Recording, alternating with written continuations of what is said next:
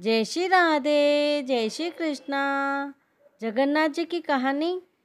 अनेक वर्षों पूर्व उड़ीसा में एक महान राजा हुए जिनका नाम था राजा कुलशेखर। अत्यंत बलशाली और क्षत्रपद, सूर्य के समान तेजस्वी और चंद्र के समान शीतल, सागर के समान गंभीर और कल्पतरु के समान दानी, बृहस्पति के समान विद्वान और पृथ्वी के समान सहनशील, कुबेर जैसे संपत्ति से समृद्ध और पिता के समान प्रजापालक राजा। और इन सब से ऊपर उनके अंदर एक तो शिरोमणि गुण था। वह यह था कि वह परम भगवान श्री हरि के अनन्य भक्त थे। वे देवी देवताओं, ब्राह्मण, साधु और सन्यासियों का सदैव सम्मान करते थे और हरि कथा का श्रवण करने के लिए सदैव तत्पर रहते थे। एक दिन इसी प्रकार वे अपने राज दरबार में अपने महत्वपूर्ण मंत्रियों तथा सेवकों के साथ बैठे हुए थे। अनेक साधु और सन्यासी राजा के आसपास एकत्रित हुए थे और हरि कथा का महोत्सव चल रहा था। ऐसे में अचानक राजा कुलशेखर के गुरु वहां पधारे। राजा उसी क्षण अपने सिंहासन से उठ गए। उन्होंने अपने गुरु को साष्टांग दंडवत प्रणाम किया, उनके चरण प्रक्षालन किया और बैठने के लिए उचित आसन प्रदान किया। जब गुरु ने राजा को अपना स्थान लेने की आज्ञा दी, तभी जाकर राजा अपने सिंहासन पर वापस जाकर बैठ गए और फिर से हरि कथा का श्रवण महोत्सव प्रारंभ हुआ। सभी लोग भगवान की मधुर लीलाओं का आस्वादन कर रहे थे और अचानक क्या हुआ कि कहीं से एक मक्खी आई और बार बार राजा कुलशेखर के माथे पर बैठने लगी। उसे दूर करने के लिए राजा ने अपने सिर पर हाथ लगाया और उसी क्षण राजा के मस्तक से धूल के कुछ कण जमीन पर गिर गए। वास्तव में वो धूल के कण थे जो उस समय राजा के मस्तक पर लगे थे जब वे अपने गुरु को प्रणाम कर रहे थे।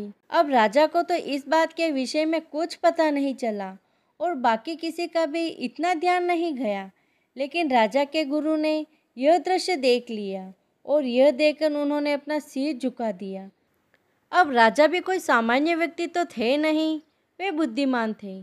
उन्हें पता लग गया कि कोई तो ऐसी बात हुई है जो मेरे गुरुदेव को पसंद नहीं आई। इसलिए राजा ने विनम्रता से अपने गुरु से पूछा, हे गुरुदेव, क्या मुझसे कोई भूल हो गई है? मुझे ऐसा क्यों लग रहा है कि आप शायद प्रसन्न नहीं हैं। बताइए गुरुदेव, मुझ मुख से क्या कोई अपराध हो गया? राजा के वचन सुनकर गुरु ने कहा, जब कोई व्यक्ति अपने गुरु के चरणों में प्रणाम करता है तो उनके माथे पर जो गुरु की चरण धूलि लगती है, उसके कारण वह व्यक्ति अपने पूर्व जन्म के उतने पाप कर्मों से मुक्त हो जाता है जितने धूल के कण उसके मस्तक पर होते हैं। लेकिन हे राजा, तुमने अपने मस्तक से उसे धूल के कण को हटा दिया है, तो क्या तुम अब कल्पना कर सकते हो कि ऐसा करने से तुमने कितने पाप कर्म एकत्रित कर लिए होंगे? और मुझे इसी बात का दुख हुआ है कि तुमने अपने मस्तक से मेरे चरण धूल को दूर कर दी और इस प्रकार तुमने अनेक जन्मों के पाप कर्मों को एकत्रित कर लिया है। गुरु के वचन सुनते ही राजा कुलशेखर के पैरों नीचे से मानो जमीन खिसक गई। वे कांपने लगे और उनके श्वास की गति तेज हो गई और बोलने के लिए उनके मुंह से शब्द नहीं निकल पा रहे थे। उनकी आंखें आंसू से भर आई और वह एक स्तंभ की तरह स्थिर हो गए। जब तक वह वापस अपनी चेतना में आए तब तक उन्होंने देखा कि उनके गुरु वहां से प्रस्थान कर चुके थे और इस कारण राजा की मनोस्थिति और गंभीर हो गई। राजा ने अपने दरबार में बैठे विद्वानों से कहा, हे विद्वानों, मैंने अपने गुरु के प्रति घोर अपराध किया है। कृपया आप शास्त्रों में से ढूंढकर मुझे बताइए कि मुझ अपराधी के लिए क्या कोई प्रायश्चित संभव है? क्या मैं अपने गुरु अपराध से मुक्ति हो पाऊंगा? अगर यह संभव है तो शीघ्र ही मुझे उपाय बताइए। राजा की यह बात सुनकर पंडितों और विद्वानों ने शास्त्रों को खंगालना शुरू किया। एक के बाद एक वेद, उपनिषद और पुराणों के पन्ने पलटते गए और अंत में उन्हें कुछ मिला, लेकिन वह क्या था यह कहने की हिम्मत उनमें से किसी की नहीं थी। गुरु अपराध के लिए शास्त्रों द्वारा अत्यंत कठोर प्रायश्चित का प्रावधान था। ब्राह्मणों को इस प्रकार मौन और उदास देखकर राजा कुलशेखर बोले, क्या बात है? क्यों आप लोग मुझे यह बात बता नहीं रहे कि मैं किस प्रकार प्रायश्चित कर सकता हूँ? चाहे वह कितना ही कठोर क्यों ना हो, लेकिन मैं सूर्यदेव को साक्षी मानकर वचन देता हूँ कि मैं यह प्रायश्चित अवश्य करूँगा। राजा के दृढ़ निश्चय को देखते हुए विद्वानों ने कहा, हे राजन, हमें इस बात से कोई संशय नहीं है कि आप अपने वचन को पूरा करेंगे, लेकिन यह प्रायश्चित। बस इतना कहकर विद्वान जन फिर से मौन हो गए। राजा ने फिर से उन्हें पूछा और आखिर में ब्राह्मणों ने कहा, हे राजन, जब कोई व्यक्ति अपने गुरु को दंडवत प्रणाम करता है और उसके समक्ष बैठता है तो यह करने से उसके शरीर पर जितने भी धूल के कण लगते हैं उतने जन्मों के उसके पाप उसी क्षण नष्ट हो जाते हैं। लेकिन अगर कोई मूर्ख व्यक्ति अहंकारवश उन चरण धूलि को अपने शरीर से हटा देता है तो फिर वह इतने पाप एकत्रित कर लेता है जिसकी कल्पना नहीं की जा सकती। हमारे शास्त्र इस गुरु द्रोण से मुक्त होने का अत्यंत कठोर और केवल एक ही उपाय बताते हैं। उस व्यक्ति को 12 फुट लंबी, 3 फुट चौड़ी और 6 इंच मोटी एक बड़ी सी पीतल की परात बनानी पड़ेगी। इस परात को 4 स्तंभों के ऊपर स्थापित करना होगा। उसके नीचे उसे जलता हुआ कोयला या अग्नि प्रज्वलित करनी होगी और यह तब तक जलने चाहिए जब तक ऊपर रखी हुई पीतल की परात गर्म होकर लाल रंग की ना हो जाए। इसके बाद उस व्यक्ति को इस पीतल की परात पर चढ़कर 108 बार दंडवत प्रणाम करने होंगे। यह करने के बाद ही कोई व्यक्ति अपने गुरु के प्रति किए गए अपराध से मुक्त हो सकता है। यह सोचकर कि चलिए आखिरकार मैं अपने गुरु के प्रति किए गए अपराध से मुक्त हो पाऊंगा, राजा ने उसी क्षण पीतल की परात बनवाने का आदेश दिया। उसके बाद उसे परात को 4 स्तंभों के ऊपर स्थापित किया गया। नीचे अग्नि प्रज्वलित की गई और पीतल की परात अब अग्नि की तरह लाल हो चुकी थी। राजा पवित्र नदी में स्नान करने के लिए गए।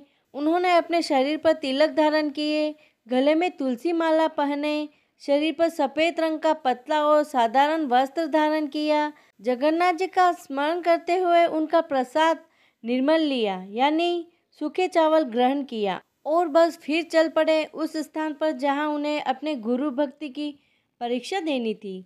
हजारों लोग वहां एकत्रित हो चुके थे। राजा के मंत्री, ब्राह्मण, विद्वान, सिपाही और राजा के परिवारजन सभी की सांस मानो रुकी हुई थी। दुंदुगिया और नगाड़े की ध्वनि इतनी तीव्र थी और ऐसा लग रहा था मानो संपूर्ण पृथ्वी पर कंपन हो रहा हो। वहां उपस्थित सभी लोगों में यह भय था कि बस राजा कुलशेखर अब अपने प्राण त्याग देंगे।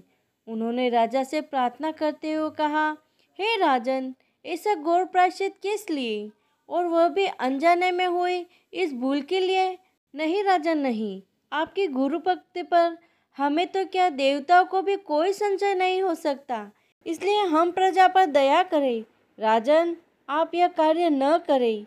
यदि आपको कुछ हो गया तो हम आपकी संतान अनाथ हो जाएंगे। राजन, अनाथ हो जाएंगे।